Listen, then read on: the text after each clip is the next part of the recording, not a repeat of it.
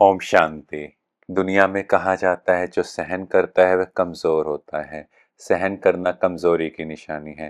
परंतु अपने आप से पूछो, जब भी कोई बात बोले मेरे अकॉर्डिंग चीज़ें ना हो, क्या आपसे सहन होता है? और कई बार हम बोलते भी हैं, पहले तो मैंने बहुत सहन किया पर अब मेरे से सहन नहीं होता।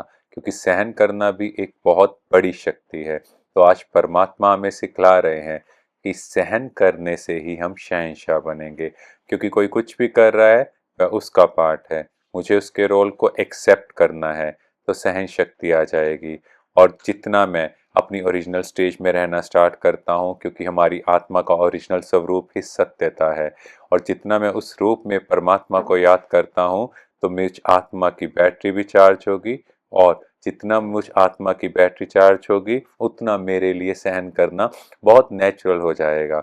बट यहाँ ध्यान रखना है कि हमें सहन करना है संस्कारों को, ना कि किसी की अनराइटियस चीज़ों को, गलत बातों को, इलीगल चीज़ों को। वहाँ पर अथॉरिटी हो तो सहन करना है सिर्फ संस्कार।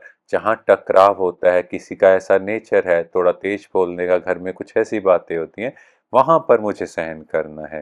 पर अनराइटियस चीज़ें या हम कहें जुल्म, वहाँ हमने सहन का पार्ट प्ले नहीं करना। तो लव एंड लॉ का बैलेंस ये बहुत इंपॉर्टेंट है। और यह शक्ति सिर्फ हमें आत्मिक स्वरूप में स्थित होने से ही मिलेगी, परमात्मा की याद से ही मिलेगी। क्योंकि परमात्मा ही हमें हमारी ओरिजिनल स्टेज की ओर लेकर चलता है।